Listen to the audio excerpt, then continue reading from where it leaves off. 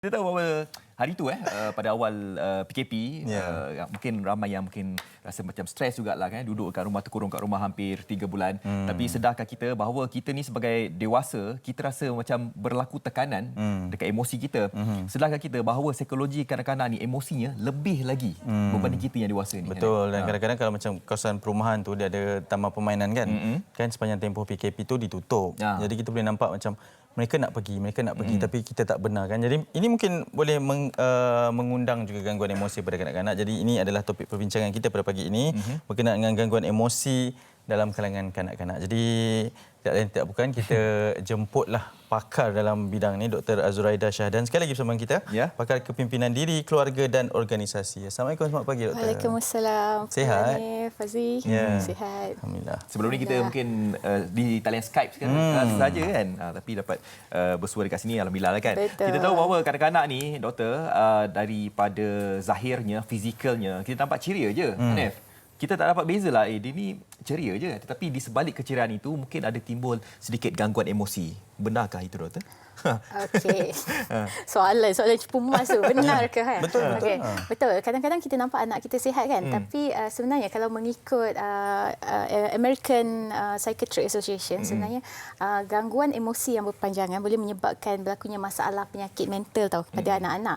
Dan penyakit mental ni sebenarnya kita tak nampak secara fizikal. Contohnya macam dari luarannya nampak sihat macam tu. Cuma dari segi tingkah laku mereka menunjukkan perubahan sikap dan tingkah laku. Jadi bila berlakunya perubahan sikap dan tingkah laku ni, maka terjadilah apa yang kita panggil sebagai gangguan emosi. Dan bila gangguan emosi ni berkekalan ataupun berpanjangan, dia akan menyebabkan berlakunya penyakit mental. Di kalangan kanak-kanak kita boleh lihat dari segi dia punya perubahan sikap. Kalau dulu seorang yang ceria, tiba-tiba dia jadi seorang yang muram, atau kalau dulu pendiam, dulu suka bercakap, sekarang tak suka bercakap. Ada sesetengah kes suka marah-marah, suka tak barang. Kita baru notice, kenapa anak kita macam ni kan? Dia kalau dalam tempoh yang pendek tak apa. Tapi apa yang membimbangkan bila ia berlaku dalam satu tempoh masa yang panjang. Kiranya dekat sini hari ni dia marah, besok dia marah, lusa dia marah tanpa sebab. Berpanjangan. Emosinya orang kata tak stabil dan tak mampu untuk kawal. Jadi itu adalah apa yang orang kata tersirat. Yang kita tak nampak. Fizikalnya kita nampak dia duduk elok, sihat, makan macam biasa kan. Tapi mental, dalaman tu kita tak nampak, tu orang kata.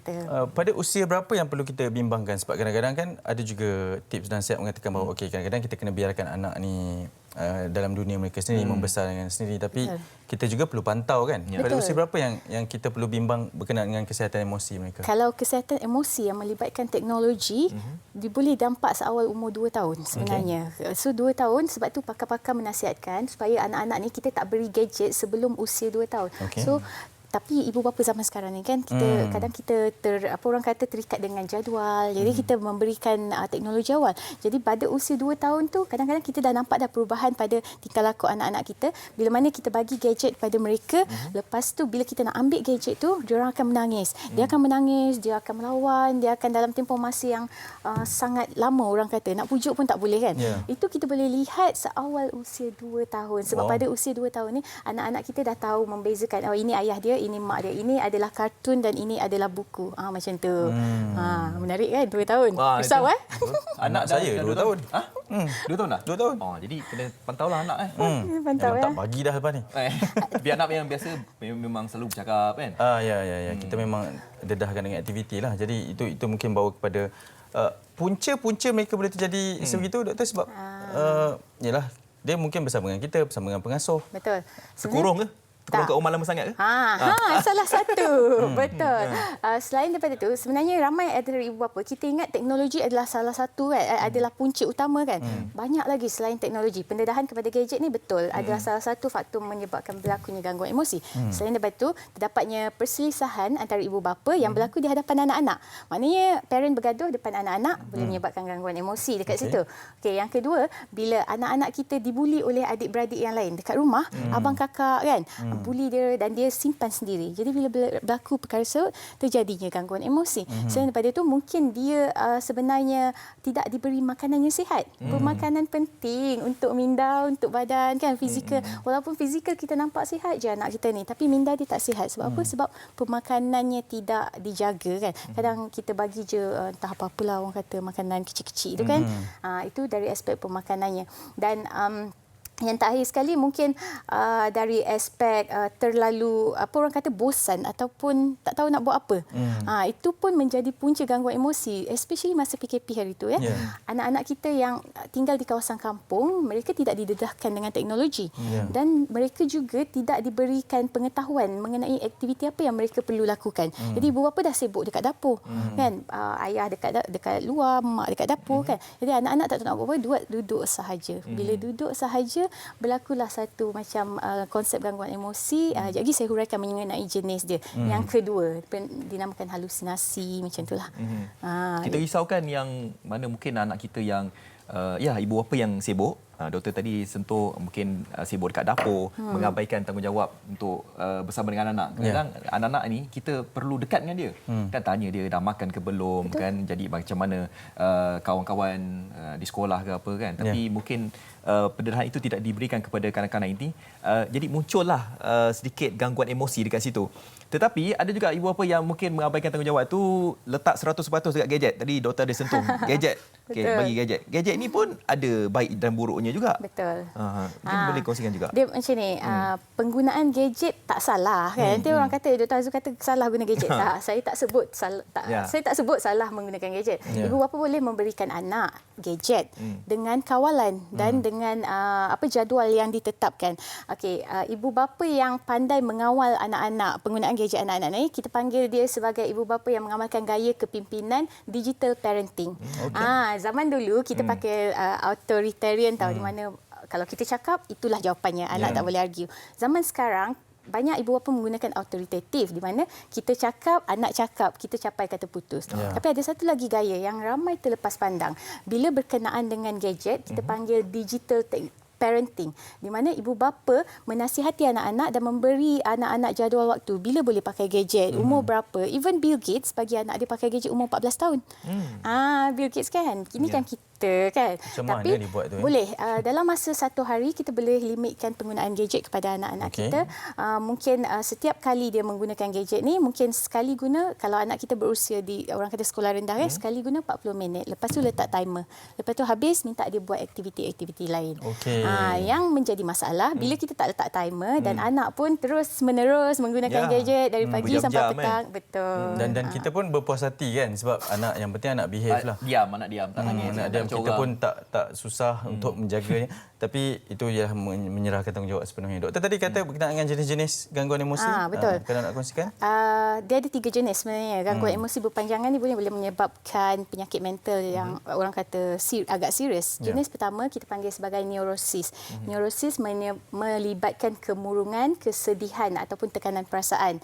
Yang kedua kita panggil sebagai psikosis. Psikosis melibatkan kalau individu dewasa bipolar ataupun perubahan mood tiba-tiba. Saya tengah gembira, tiba-tiba saya nangis. Kalau di kalangan kanak-kanak kita panggil opposition defiance disorder, di mana anak ni suka marah, suka kacau orang. Itu yang jenis kedua. Yang ketiga kecelaruan personality. Kecelaruan personality ni melibatkan individu yang antisocial dan paranoid. So kalau anak-anak kita terdedah kepada teknologi dalam tempoh masa yang panjang, diorang ni cenderung untuk dapat nombor 1 dan nombor 3. Nombor 3. Nombor 1 neurosis, maknanya kemurungan. Bila kita ambil gadget, kita tengok dia akan murung, dia akan sedih. Maknanya itu gangguan emosi lah. Sebab anak-anak normal kalau kita ambil gadget daripada dia, dia akan macam okey tak apa. Tapi anak-anak yang lain kan? Anak-anak mengalami gangguan emosi, bila kita ambil gadget, dia akan marah, dia akan murung, sedih dan menyebabkan berlakunya macam tak nak makan, tak nak buat itu. Itu yang pertama. Dan kalau penggunaan teknologi yang berlebihan juga menyebabkan terjadinya jenis yang ketiga ni, kecelaruan personality ni, di mana dia akan jadi antisocial. Bila kita bagi gadget, lepas tu dia tak nak keluar rumah. Kita ajak, jomlah ada kawan-kawan datang. Tak nak keluar, tak apalah, kawan dia duduk bawah kan. Ataupun kita bagi tahu dia kita nak pergi wedding ni, jomlah sama-sama. Dia kata tak apa, dia rather tinggal dekat rumah. Ataupun bila dia pergi wedding, dia duduk situ dan masih dengan gadget. Itu dah membentuk satu situasi yang kita panggil sebagai antisocial antisosial, terlalu antisosial dan terlalu paranoid. Jadi kita risau jugalah kan sebagai ibu bapa ni, sebenarnya kita kena pantau lah sebab jenis-jenis ni gangguan emosi ni kalau dia berpanjangan tu saya kata dia boleh menjadi penyakit mental. Penyakit mental ni ada satu orang kata hidden epidemics. Wabak yang kita tak nampak kan. Kita tak nampak, kita nampak anak kita membesar sampai umur 18 tahun normal je. Betul. Tapi sebenarnya mental dia tak sihat. Macam mana kita nak tahu yang sebenarnya, sebab sekarang ni ialah anak-anak pun semakin bijak kan, dan ada juga yang menjadikan ini sebagai alasan untuk mereka mendapat sesuatu lah. Kadang-kadang dia menggunakan alasan mental illness ni, kemurungan ini, emosi ni. Tapi sebelum doktor menjawab soalan saya tu, kita ada seorang pemanggil di talian yang dari Kulim Kedah. Ya, satu pandangannya. Silakan. Hello. Hello. Siapa di talian? Hello. Hello. Ya, siapa di talian ni? Siapa di sana? Saya Siti dari Kulim, Kedah. Ya. Silakan. Ada soalan ke, pandangan ke, macam mana? Saya cuma nak kongsi pengalaman saya sebagai anak. Silakan. Dengan anak saya lah. Ya, silakan. Ya, silakan Puan Siti. Anak saya sekarang dah umur 10 tahun lah. Masa dia kecil, badan dia agak besar. Okey, lepas tu? Lepas tu, masa dia pergi sekolah, saya perasan lah dia macam asingkan diri dengan kawan-kawan. Okey. Okey, Puan Siti teruskan je sebab kita dengar suara di televisyen tu. Kalau boleh jauhkan sikit tapi teruskan je. Ya. Masa dia asingkan diri tu, cikgu pun ada bagi tahu. Dia macam perangai dia agak pelik lah. Dia tak nak kawan dengan budak-budak yang sebaya dia. Sebabnya budak-budak ni selalu ejek dia. Dia gemuk, bambang gajah besar lah. Lepas tu bila dia balik rumah, dia anak tunggal. Balik rumah dia tak ada kawan juga. So bila keadaan macam tu, saya rasa macam saya sebagai ibu pun rasa macam sedih juga. Dalam keadaan macam tu, sebenarnya saya tak tahu kat mana tempat yang sesuai untuk bawa anak pergi jumpa pakar. Apa perlu saya buat, saya pun tak tahu sebenarnya masa tu. Masih berlaku ke keadaannya sekarang ni?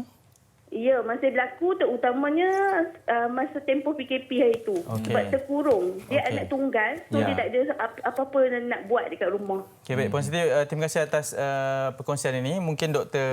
Azul boleh kongsikan berkenaan dengan apa yang boleh lakukan. Betul, macam yang Puan Siti cakap tadi, dia anak beliau dibuli di sekolah. Jadi bila itu merupakan salah satu faktor yang saya sebut tadi, dibuli oleh adik-beradik ataupun kawan-kawan sekolah, menyebabkan salah satu faktor yang berlakunya gangguan emosi. Selain daripada itu, kebosanan. Sebab tadi Puan Siti kata balik rumah, dia tak tahu nak buat apa. Dia seorang-seorang, anak tunggal kan.